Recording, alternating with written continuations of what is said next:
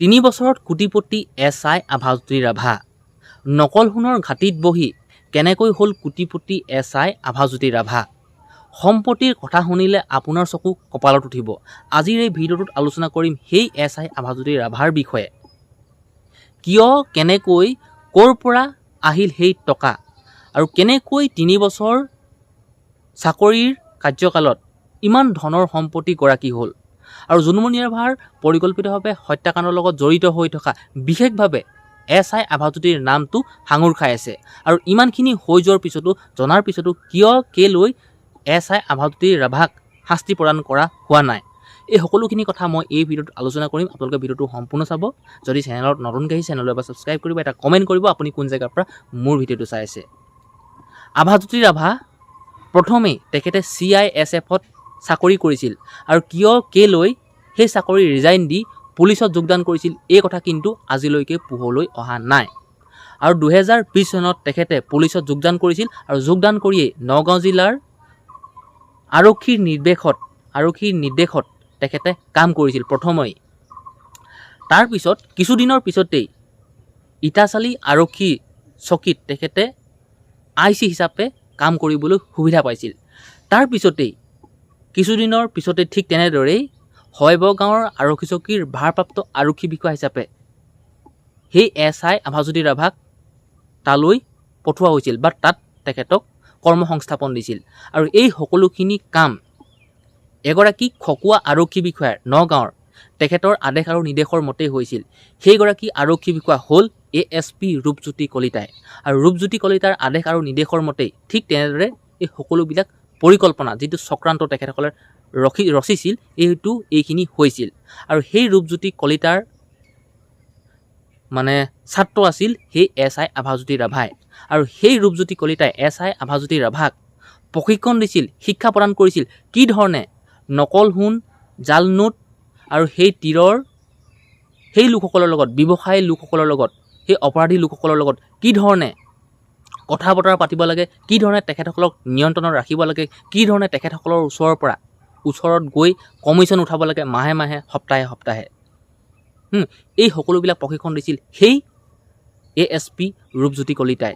আৰু ৰূপজ্যোতি কলিতাৰ সেই তীৰৰ নকল সোণৰ, জাল নোটৰ মাষ্টাৰ মাইণ্ড আছিল আৰু সেই মাষ্টাৰ মাইণ্ড হৈ SI আভাজ্যোতি ৰাভাক আদেশ দিছিল, নিৰ্দেশ দিছিল আৰু সেই আদেশ আৰু নিৰ্দেশ মৰ্মেই সেই SI আভাজ্যোতি ৰাভাই নকল সোণ মাফিয়াৰ পৰা, জাল নোটৰ মাফিয়াৰ পৰা, সেই তীৰৰ লোকসকলৰ পৰা মাহে মাহে, সপ্তাহে সপ্তাহে, দমে দমে, সোঁৱে বাওঁৱে টকা উঠাইছিল। আৰু টকা উঠাই অকল সেই টকা SI আভাজ্যোতি ৰাভাৰ পকেটলৈ যোৱা নাছিল আৰু সেই টকা সেই ASP ৰূপজ্যোতি কলিতাই লৈছিল, OC লৈছিল, সেই নগাঁও জিলাৰ যি SP লীনাতলে ওচৰলৈ গৈছিল। আৰু এই ধৰণে সকলোবিলাক কমিশ্যন ঠিকেই আছিল। আৰু এইখিনি সময়তেই সেই SI জোনমণি ৰাভাৰ সেইসকলৰ মাজত সোমাই পৰিছিল আৰু সেইবাবে জোনমণি ৰাভা সেই চক্ৰটোৰ মাজত সোমাই পৰোঁতেই তেখেতসকলে লগত হৈ থকা সকলোবিলাক কথা গম পাইছিল সেই SI জোনমণি ৰাভাই আৰু সেইবাবে জোনমণি ৰাভাক পৰিকল্পিতভাৱে হত্যা কৰা হৈছিল।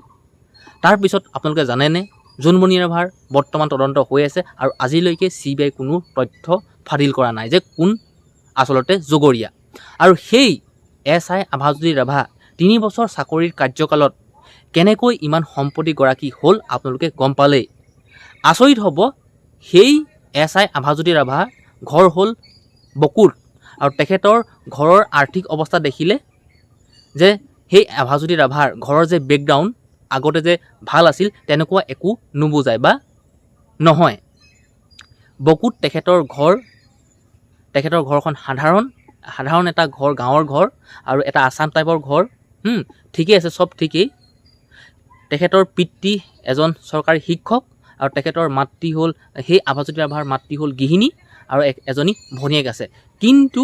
সেই খকুৱা ASP ৰূপজ্যোতি কলিতাৰ আদেশ আৰু নিৰ্দেশ মতেই সেই SI আভাজ্যোতি ৰাভাই নগাঁও জিলাত সেই নকল সোণ, জাল নোট আৰু তীৰৰ সেই ব্যৱসায়ীসকলৰ লগত মিলিজুলি পইচা ঘটি 3 বছৰ ভিতৰতে কোটি কোটি টকাৰ মালিক হৈ পৰিছিল সেই SI আভাজ্যোতি ৰাভা। বকুৰ ডনবক্সৰ স্কুলৰ ওচৰত 3 কঠা মাটি কিনিছিল সেই SI আভাজ্যোতি ৰাভাই 3 কঠা মাটিত দাম শুনিলে আপোনালোকে আচৰিত হ'ব 30 লাখ টকা দি সেই SI আভাজ্যোতি ৰাভাই মাটিখিনি ক্ৰয় কৰিছিল আৰু ক্ৰয় কৰি কিছুদিনৰ পাছতে তাত এটা 5 মহলীয়া ঘৰ নিৰ্মাণ কৰিবলৈ কাম চলাইছে বৰ্তমান ছাদ ঢালিবলৈ হ'লেই ঘৰটোৰ দীঘলটো হ'ল 70 ফুট আৰু বহলটো হ'ল 40 ফুট আৰু এটা ঘৰৰ তলত মানে 5 মহলীয়া ঘৰটো নিৰ্মাণ কৰিছে আৰু 5 মহলীয়া ঘৰটোৰ এটা মহলত 10টা ৰুম আছে আৰু সেই 5 মহলীয়া ঘৰটো বা 70 ফুট দীঘল 40 ফুট বহল ঘৰটো নিৰ্মাণ কৰিবলৈ বা 5 মহলীয়া ঘৰটো বনাবলৈ কিমান কোটি কোটি টকাৰ প্ৰয়োজন হ'ব আপোনাক সেকেন্ড জনোৱাৰ নজনালেও হ'ব আপোনালোকে জানেই আৰু সেইগৰাকী আৰক্ষী বিষয়া জোনমণি ৰাভাৰ হত্যাকাণ্ডৰ লগত জড়িত হৈ থকাৰ পিছতো ইমানখিনি জনাৰ পিছতো কিয় কেলৈ সেই আৰক্ষী বিষয়াজনক ভাল ধৰণে তদন্ত কৰা নাই তেখেতক যি ধৰণে তদন্ত কৰিব লাগে এই ধৰণে কৰা নাই আৰু আপোনালোকে জানিলে আচৰিত হ'ব যে সেই আৰক্ষী বিষয়াজন দিন দুপৰতে বা কি ধৰণে তেখেতে ডকাইতি কৰিছিল কি ধৰণে ডকাইত হৈছিল বা কেনেকুৱা ধৰণৰ এটা ডকাইত হৈ পৰিছিল যিহেতুকে 3 বছৰ বয়সতে কোটি কোটি টকাৰ মালিক হৈ পৰিছিল এটা কথা জানিলোঁ গম পালোঁ SI আভাজ্যোতি ৰাভাই চাকৰিৰ সময়খিনিত যি চাকৰিৰ দৰমহা পায় গাড়ী মটৰ লৈছে ঠিকে আছে আৰু তেখেতে বেংকৰ পৰা সুদ মানে কি কয় লোন লৈ বিয়া বাৰু পাতিছে ইমানখিনিলৈকে ঠিক আছে কিন্তু 3 বছৰ চাকৰিৰ কাৰ্যকালত এজন SIয়ে ইমানখিনি ধন সম্পত্তি গৰাকী হোৱাটো আপোনালোকে কোনোবা এজন SIক দেখিছেনে বেলেগৰ বাবে সম্ভৱ নহয় কিন্তু SI আভাজ্যোতি ৰাভাৰ ক্ষেত্ৰত এই সকলোখিনি কিন্তু সম্ভৱ আৰু সম্ভৱ এইবাবে তেখেতে কৰি দেখুৱালে আৰু 3 বছৰ চাকৰিৰ কাৰ্যকালত সেই SI আভাজ্যোতি ৰাভাহে কিন্তু ইমান ধনৰ সম্পত্তি গৰাকী হৈছে বৰ্তমান অসমত 3 বছৰ চাকৰি কাৰ্যকালত ইমান ধন সম্পত্তি গৰাকী সেইজন আৰক্ষী বিষয়া হ'ল সেই নগাঁও জিলাৰ সেই বকুৰ নিবাসী SI আভাজ্যোতি ৰাভা আৰু আচলতে মই আপোনালোকক পুনৰ কৈছোঁ কি ধৰণে তেখেতে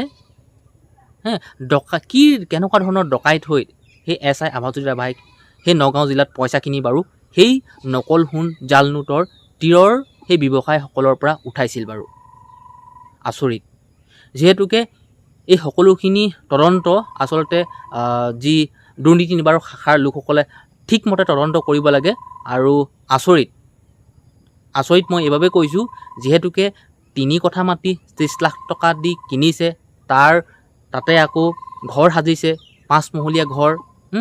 ঘৰটোৰ দীঘল হ'ল 70 ফুট আৰু দীঘল হ'ল 40 ফুট আৰু সেই 5 মহলীয়া ঘৰটো বনাবলৈ কিমান কোটি কোটি টকাৰ প্ৰয়োজন হ'ব আৰু যেতিয়া নেকি সেই তাত বন কৰা কৰ্মী এজনক সোধা হৈছে যে আপুনি মালিকজনক আজিলৈকে দেখিছেনে সেইজন মানুহে কি কৈছে গম পায়নে আজিলৈকে মই মালিকজনক দেখাই নাই আৰু বৰ্তমানে সেইখিনি সময়ত 25 পৰা 30 লাখ টকা কাম হৈ গৈছিল চাটাৰিং মানে বনাই থৈছে তাত মানে ঢেলাই কৰিবলৈ বাকী আছিল আৰু ইমানখিনি হৈ যোৱা তেনেকুৱা এজন ঘুষ খোৱা আৰক্ষী বিষয়া বা জোনমণি ৰাভাৰ হত্যাকাণ্ডৰ লগত জড়িত হৈ থকা সেই আৰক্ষী বিষয়াজনক কিয় কেলৈ চিবে উচিত ধৰণে তদন্ত কৰা নাই কিয় তেখেতক শাস্তি বিহা নাই কোনে ৰক্ষণাবেক্ষণ দিছে কি হৈছে কি নাই হোৱা এই কথাখিনি কিন্তু কোনেও নাজানে